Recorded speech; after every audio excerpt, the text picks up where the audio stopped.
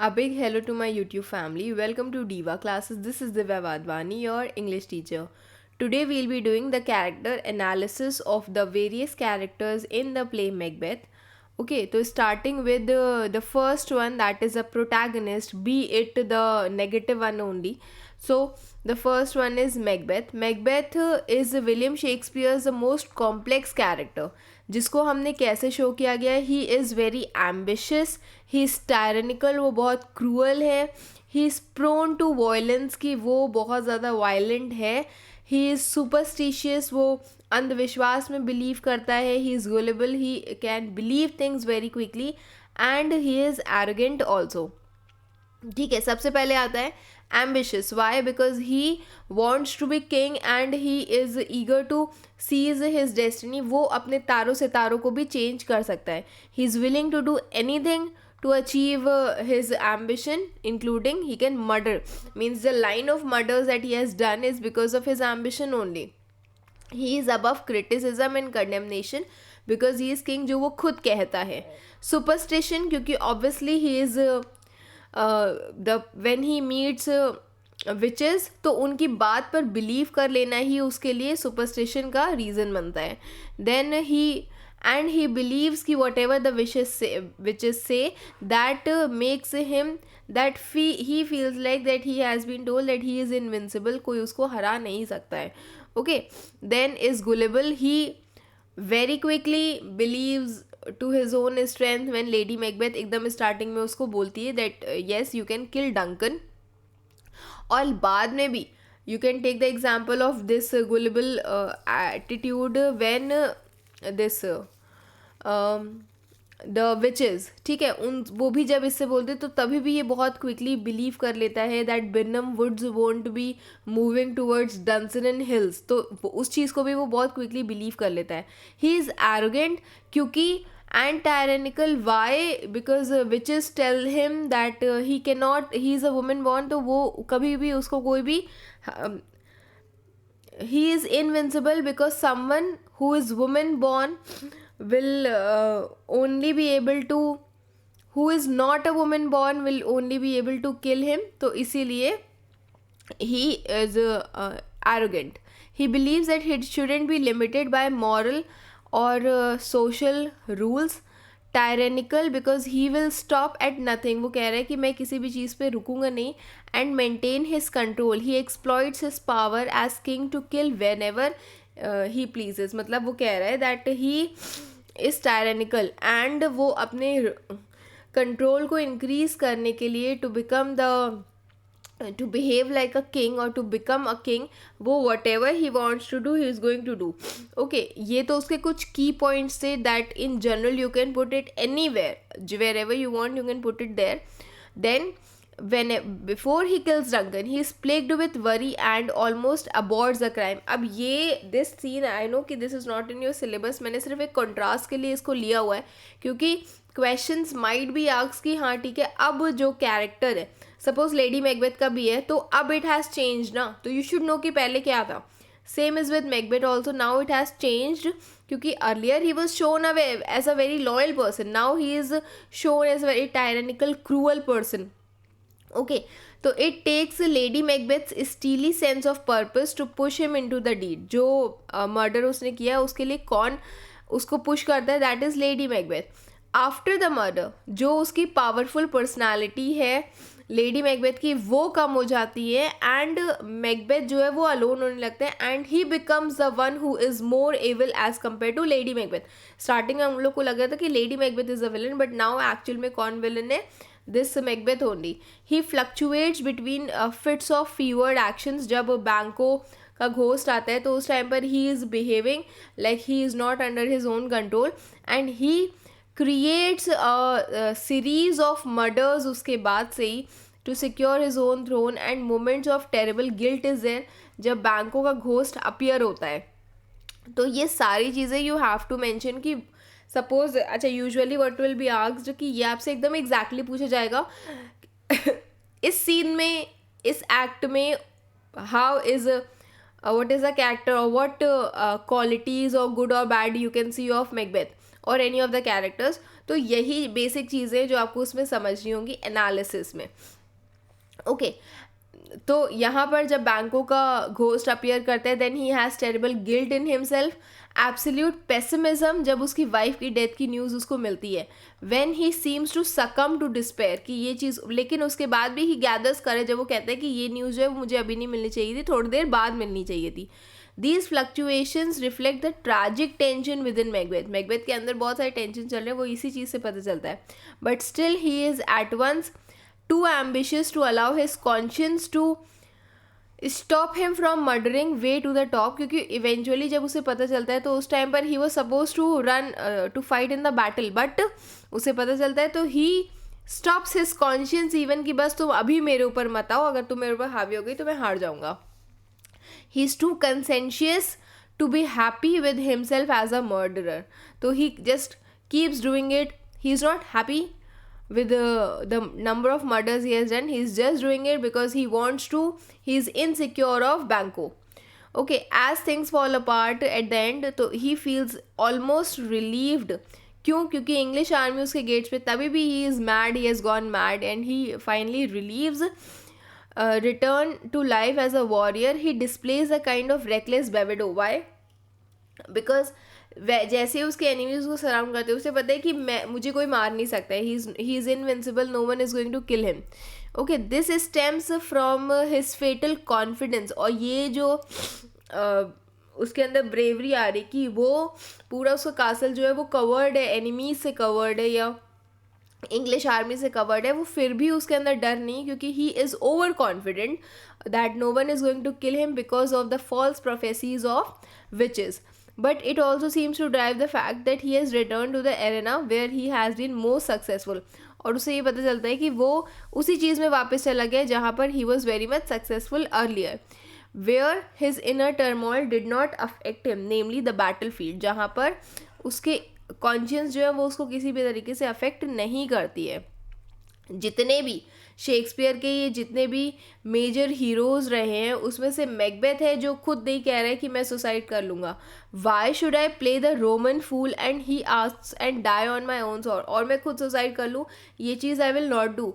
He goes on fighting, जहाँ पर starting में ही कम्स एज विक्टोरियस, जहाँ पर ये भी जो प्ले है सॉरी जहाँ पे ये जो प्ले है वो एकदम बिगिन हुआ था. सिमिलरली जब वो पूरी साइकिल घूम के ख़त्म होती है, again he is fighting in the same battle field and he is still fighting, he has not given up till and.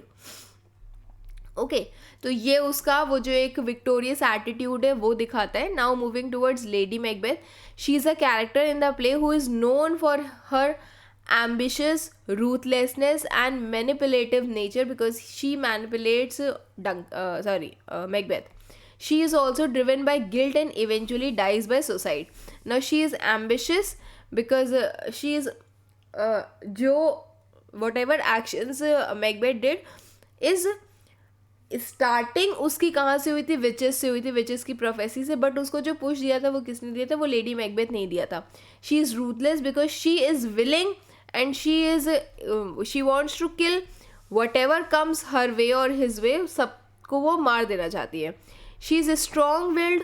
जब Duncan this Macbeth he is ना जब बैंको का घोस्ट अपीयर होता है and he is not able to control himself, it was Lady Macbeth who used her own brain and just told everyone to leave and gave the reason that he is in some fits जो उसको usually आते हैं, तो इसीलिए you all just leave. Guilt ridden, she is unable to get cover up from the guilt that she has, और eventually वो mentally unstable हो जाती है. Then self betraying, Lady Macbeth's conscience and power of dissimulation means उस जो खुद के thoughts को छुपा करके रखना है, तो इसके कारण what happens that she is self betraying herself. She takes revenge on her during her own sleep, means obviously the sleep walking scene I am talking about. Then Lady Macbeth's remarkable strength of which persist through the murder of the king. ठीक है, उसके बाद afterwards, ये तो एकदम starting वाला था, that is not included, इतना पढ़ने की उसको ज़रूरत नहीं है. लेटर लेडी मैकबेथ का जो स्लो साइड है वो कम हो जाता, मतलब जो उसका कह सकते हो कि वो जो फास्ट और जो एविल साइड है वो अब थोड़ा सा नम हो जाता है, and it turns into madness just as ambition affects her more strongly. जैसे जो एम्बिशन था वो मैकबेथ से ज़्यादा इसके अंदर था, सिमिलरली जो गिल्ट है वो भी इसके अंदर ज़्यादा है as compare to Macbeth. By the end of the play she is reduce to sleep walking through the castle. वहाँ पर सिर्फ उसका जो मेजर सीन दिखाया गया है वो वही वाला दिखाया गया है जहाँ वो मैकबेथ को कंट्रोल करती है सबसे पहले, जब बैंगो का घोस्ट आता है उस टाइम पर, and the second one the sleep walking scene जहाँ पर she is just trying to wash away the invisible blood stain, जिससे पता चलता है that how much terrified she is with the deeds that she has done. Once the guilt is over, अगर कभी भी guilt की आप थीम मेंशन करोगे तो उसमें इसका ये वाला सीन ज़रूर you have to mention. Okay, Lady Macbeth की sensitivity becomes a weakness and she is unable to cope up. Eventually what she does, she kills herself and she does not maintain the legacy of the crimes that they have done. Now comes the three weird sisters, the three witches. These are often known as the weird sisters, are the enigmatic supernatural beings. मतलब कि कुछ enigma, कुछ ऐसे लोग जिनको हम eventually, पूरा Macbeth पढ़ लिया लेकिन हम लोगों ने ये इवेंचुअली नहीं समझ में आया कि ये कौन है, कहाँ से आए हैं. मतलब एक होता है ना कि एक पूरा background, why are they here, क्यों है, तो वो चीज़ उनकी हमेशा से ही बहुत ज़्यादा मिस्टीरियस रही है. Okay, they just bring Macbeth's doom by giving their own cryptic mysterious prophecies, और जिसके कारण मैकबेथ का ट्रैजिक डाउनफॉल या ट्रैजिक एंड होता है. ये लोग क्या रिप्रेजेंट करते हैं? Chaos, evil, power and the power of fate with their ambiguous nature, leaving the audience questioning कि इन ये लोग कहाँ को belong करते हैं, and the nature of free will within the play. Nature of free will मतलब they are not controlled by anyone ना, apart from that Hecate जिसका एक अजीब सा रोल होता है इसमें. Okay, they are the supernatural powers who have the power to influence the events, and they have the knowledge of future also. Then they have manipulative nature because obviously Macbeth की desire और vulnerabilities को उन्होंने very nicely उन्होंने क्या किया, उसके अंदर वो seeds of ambitions को plant किया. ambiguity और clear motives उनके बिल्कुल भी नहीं, unclear motives हैं उनके, ठीक है. तो they are origins, they are vague, leaving the audience pondering or thinking कि they are simply agents of fate and actively malicious forces, कि ये लोग शुरू से ऐसे evil हैं या फिर ये लोग फॉर्च्यून के, अनफॉर्च्यून के, किसी भी चीज़ के ये लोग एजेंट्स हैं. तो they are the ones who have lurk like dark thoughts and unconscious temptations to evil, means ये लोग ऐसे करके होते हैं. Then witches, beards, bizarre, potions, rhymed speeches, ये जितनी भी चीज़ें, तो these seem to be more funny और funnier than the being the supernatural part का ये जो बहुत ज़्यादा फ़नी हिस्सा है वो इनके में शो किया गया है. They do have absurdity of this, the recipe that they were cooking whatever it was in that cauldron, the eye of newt and the toe of frog. इसके अलावा वो बहुत ज़्यादा डेंजरस कैरेक्टर्स भी हैं because they are powerful and they are utterly wicked. Okay, फिर audience is left to ask कि ये जो विचेस हैं आर दे इंडिपेंडेंट एजेंट्स या फिर एजेंट्स ऑफ फेट, और जिनकी प्रोफेसीज जो हैं वो सिर्फ रिपोर्ट्स है कोई ऐसी चीज़ की जो इनएविटेबल है, जिसको हम लोग रोक नहीं सकते हैं. And like Macbeth would have murdered his king without a push given by the witches also. तो ये चीज़ क्वेश्चन में कि क्या witches का एक्चुअल में इस चीज़ में रोल है कि नहीं है. But it is hard to see Birnam Wood coming. अच्छा, उनकी जो प्रोफेसीज होती है वो इतनी ज़्यादा एक्यूरेट होती है क्योंकि when we didn't know about the Macbeth play we also thought like कि अरे बिर्नम वुड्स कैसे चल के आ सकते हैं, इसका मतलब है कि मैकबेथ इवेंचुअली जीत जाएगा. ओके, तो इसीलिए उनके जो प्रोफेसीज होती हैं they are very strong, they are very accurate, they themselves are the symbol of evil. Then comes Banquo. Banquo okay, is portrayed as a noble Scottish loyal nobleman, and he's also a close friend of Macbeth, who is presented as a foil to Macbeth due to his strong moral compass and despite harboring ambition. मतलब उसके अंदर ambition है, but still he is the one जिससे Macbeth को बहुत ज़्यादा insecurity हो जाती है, as he resists acting on the witches prophecy, कि विचेस ने जो प्रोफेसी की है उस पर ये एक्ट नहीं करता है, मैकबेथ करता है, ओके, कि उसके जो डिसेंडेंट्स है वो किंग बन जाएंगे. तो जैसे कि बट मैकबेथ का क्या है, Macbeth embraces the predictions and he starts taking efforts for it. Banquo's refusal to succumb to evil makes him, और बैंको जब खुद कोई एफर्ट नहीं ले रहा होता है कि जो विचेस ने बोला मैं उस चीज़ को सच करूं, तो इसके कारण मैकबेथ के लिए वो चीज़ एक इनसिक्योरिटी के जैसे फॉर्म में आती है, and it results in his own assassination. He is ambitious, उसके अंदर एम्बिशन है, but he is very much cautious and contemplate the consequences, कि अगर मैं विचेस की प्रोफेसी के अकॉर्डिंग जाऊँगा तो वो चीज़ मेरे लिए बहुत ज़्यादा इमोरल हो जाएगी. किसके लिए, बैंको के लिए. मॉरल कंपास उसके अंदर बहुत है. Anything he does with honour only and loyalty only. He clearly opens up the doubts कि जो ये हो रहा है कि क्या ये सही है कि नहीं है, मतलब the witches prophecy, is it okay, is it, are they believable और not. Then a foil to Macbeth, कि there is a very strong contrast between Banquo and Macbeth, highlights Macbeth's descent into evil, वो evil के अंदर चला जाता है, by showing how someone with similar ambition can choose more righteous path. मतलब एक Macbeth जिसने एविल साइड चूज़ कर लिया, वो भी एम्बिशियस था, उसने एविल साइड चूज़ कर लिया, और एक बैंको वो भी एम्बिशियस था कि हो सकता है उसकी प्रोफेसीज ट्रू हो तो ये भी ट्रू हो सकती है, लेकिन उसने कोई भी गलत रास्ता नहीं अपनाया. इम्पैक्ट क्या होता है उसकी प्रोफेसी का, जितना भी टेम्पटेशन या ऊट पटान ख्याल आता है उसके दिमाग में, उस हर चीज़ को वो क्या करता है, वो रोक करके रखता है अपने दिमाग में. He is not into it कि हाँ I am going to do this only. Then eventually, भले ही उसके इंटेंशंस बहुत नोबल हों, लेकिन Banquo is murdered because of Macbeth's insecurity by Macbeth's hired assassins, driven by Macbeth's fear कि जो प्रोफेसीज हैं वो सच हो जाएंगी.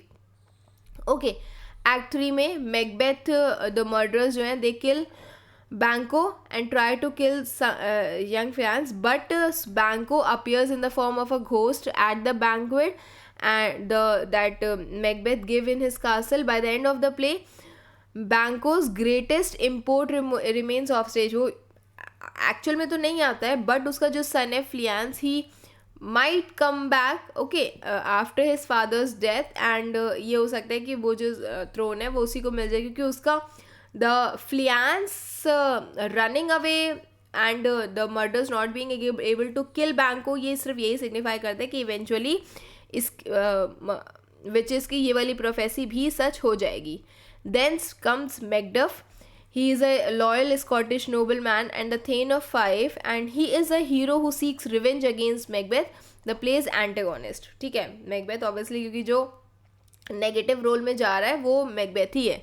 देन की ट्रेड्स उसके क्या थे, he is very loyal to king Duncan, and उसका जो सन है मैलकॉम को भी.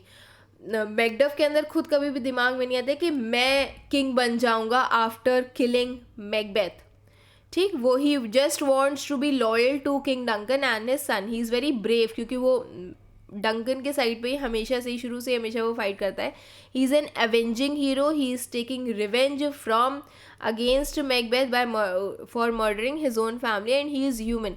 He shows human qualities when he struggles to hold back his emotions after listening about the death news of his family. Once Macbeth understands कि Macduff will not be loyal to him, Macduff is particular focus is on मतलब Macduff एक focus बन जाता है किसका, Macbeth की anger का, guilt का, और उसकी extreme desire to protect his power का. मैकबेथ अरेंज करता है मर्डरर्स के लिए so that he can kill Macduff's wife and children, और जो दिखाता है मैकबेथ की खुद की क्रूल्टी, वॉयलेंस. ठीक है, मैकडफ का जो डिसीजन था टू अबंडन हिज फैमिली, उसको हम कभी भी जस्टिफाई नहीं कर सकते हैं, क्योंकि ऑब्वियसली उसके बाद ही ये ब्रूटल मर्डर था that has taken place. But Macduff is deeply motivated by his wife and sons death and he speak several times that he is going to revenge Macbeth. ये उसका ही एम्बिशन था. This does his mission to place Malcolm on the throne of Scotland is one of the reflects his desire to have the true monarch ruling. मतलब कि वो कभी भी उसके अंदर वो चीज़ कभी भी वो एम्बिशन नहीं शो किया गया in a positive sense. I am saying this.